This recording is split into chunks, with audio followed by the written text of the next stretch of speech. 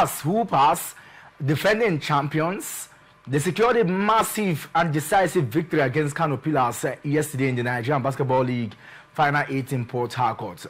They defeated Kano 69-57. That sealed their second win in the competition. Before going to other activities, let's take a look at Rivers Hoopers. How has it been for Rivers Hoopers going unbeaten thus far, winning against Kano Pillars yesterday? Take us through some of the happenings in the 1 and the 2 of actions in the Basketball League here in Port Harcourt. Okay, I'll just start off with the one activity which started on Monday.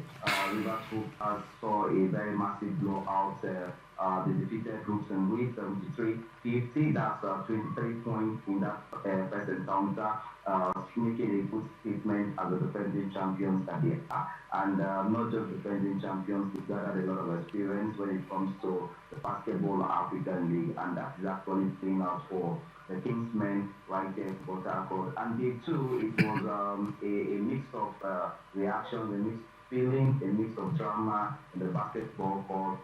Kano Pillars, though they are teams with the starting right with the same momentum, and it seems like they all have something at stake, and that has actually been seen yesterday. It came firing from all cylinders, winning that first quarter, leading Rivers Hoopers 9 points in that first quarter, and it seems like the whole atmosphere became quiet, making a statement. But one thing for sure, Rivers Hoopers came back from all cylinders, making straight points, making those dunks, making those slams, and it definitely paid off. With the service of Kelvin Amayo in the middle of the pack for Rivers Hoopers, it proved a very decisive one for them.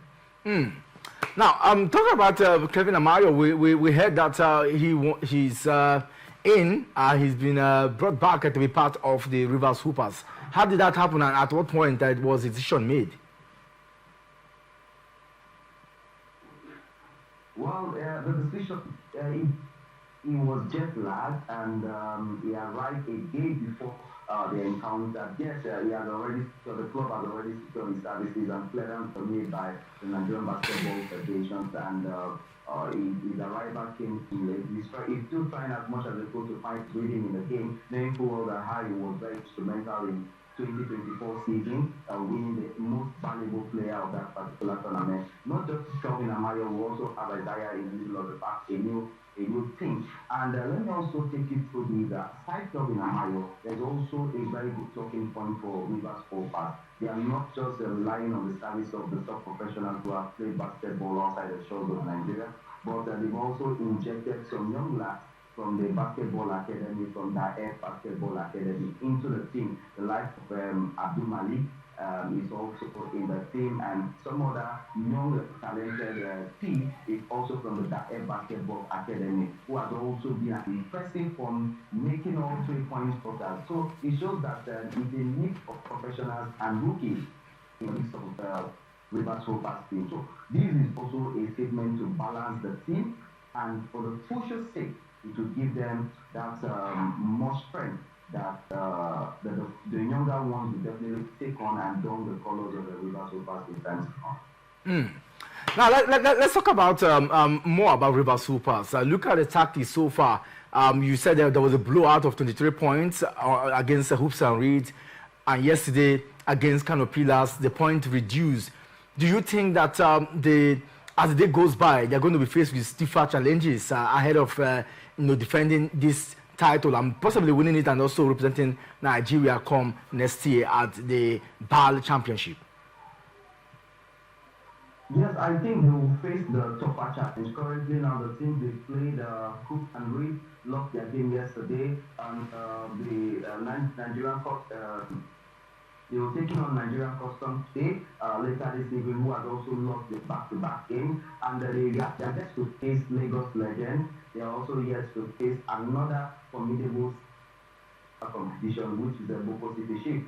And with that, we understand that the momentum of the Rivers Hoopers side will definitely drop when they fail. If fatigue does not set in, and we hope that they get their rhythm right, they go back to the drawing board to ensure that. But one thing I need to say that is the problem for Rivers Hoopers is the ability to regroup, the ability to regain those rebounds whenever they go to make basket.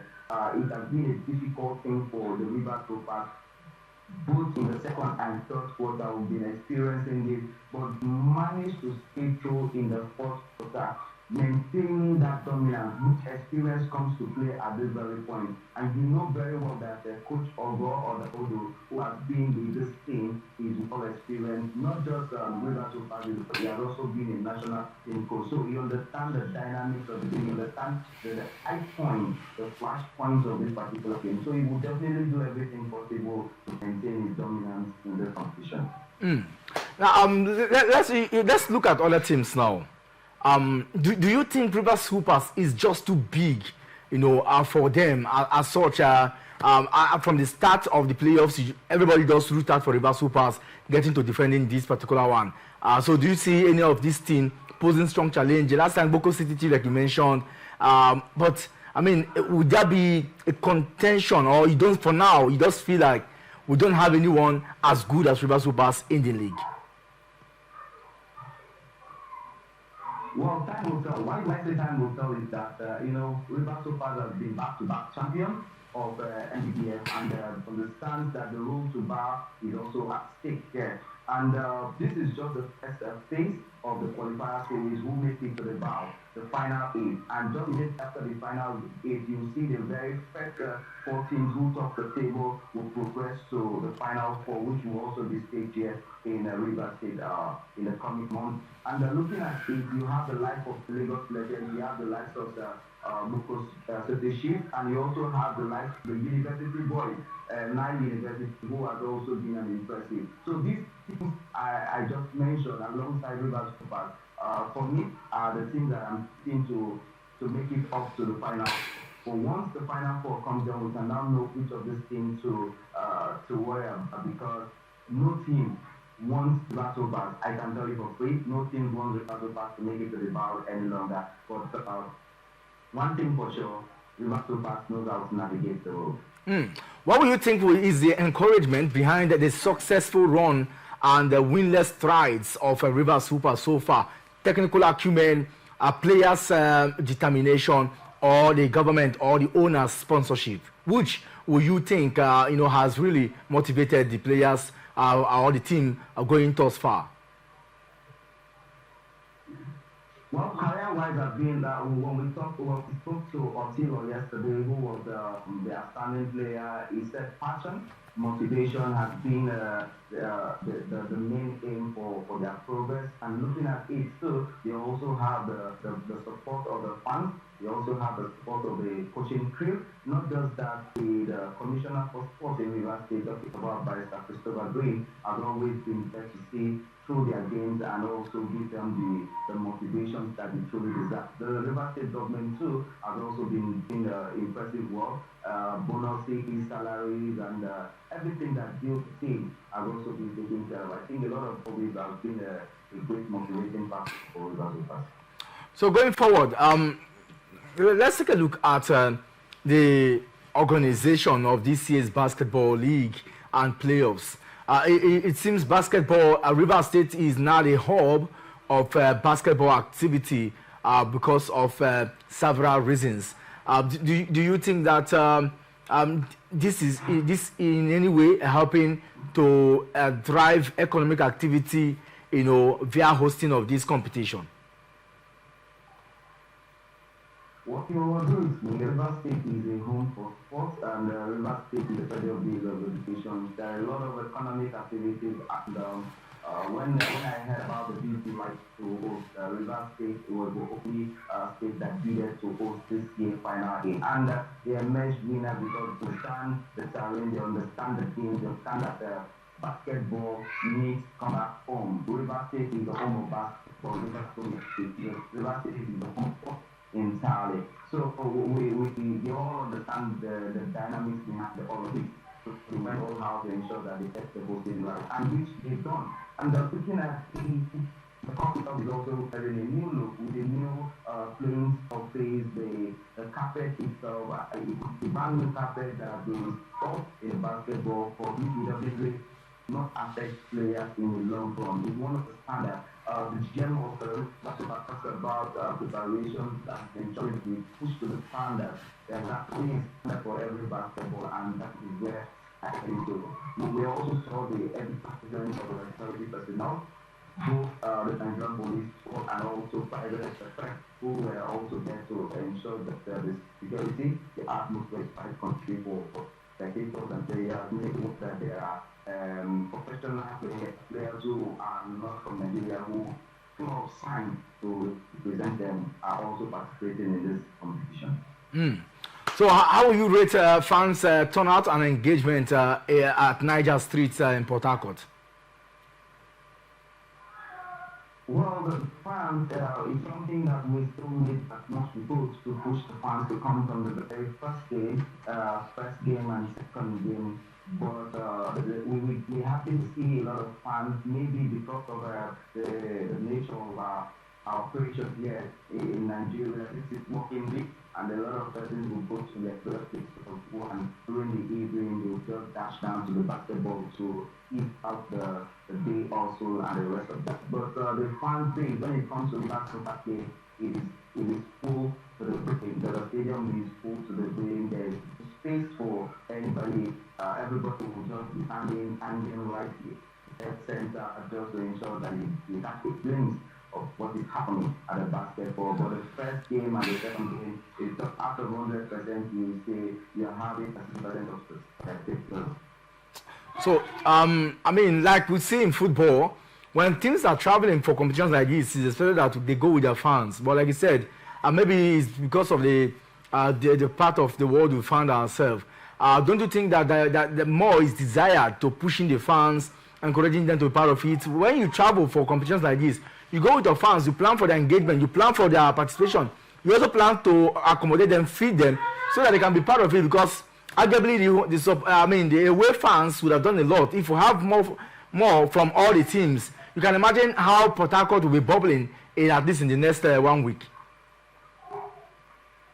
Well, there are interesting parts of this competition that I must say the Kano Pillars, the Muslim communities understand how to rally around their sporting team whenever they travel. The community and basketball is actually being around the community. The basketball is at one where we have the most presence of Muslim communities, and they normally come back in March to support their team. And we saw that in the first game, we saw that in the second game. Believe me, they will also be there.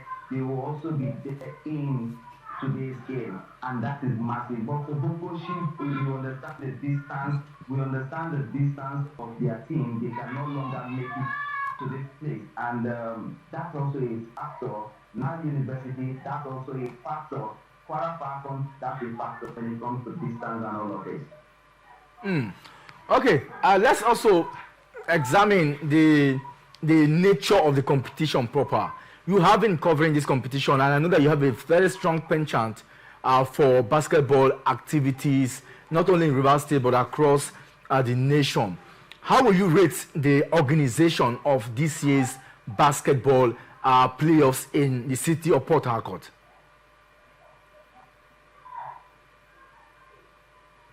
It's top notch compared to what we saw last year.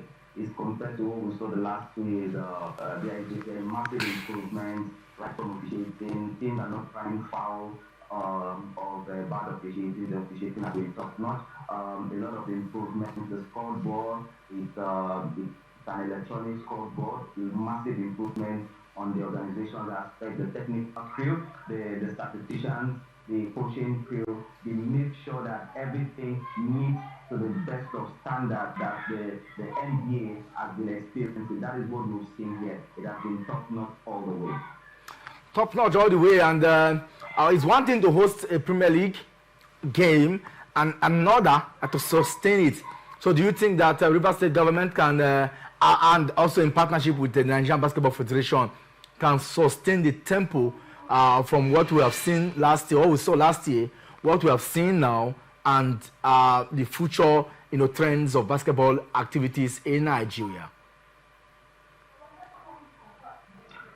Okay, talking about the sustainability of the basketball, I think we also need to carve out a niche for ourselves here in River State, where we have too many basketball courts in River State, which is underutilized. You're talking about the Letaya basketball court. You talk about USP, there's a basketball court. You talk about Unity, there's also a basketball. If you travel around far, you go to Agoda East, there is also a basketball court. But these basketball are underutilized. This is where the River State government, the Minister of Sport, needs to step in to ensure that they put a back-to-back basketball tournament within River in order to keep the momentum high, to get the needed recognitions and to get the sponsorship for basketball. It shouldn't just be football alone, because football has actually taken the drastic attention of a lot of sponsorship, spectators, but it has been massive here for everyone. So by the time we put a formidable league here in River State, we'll definitely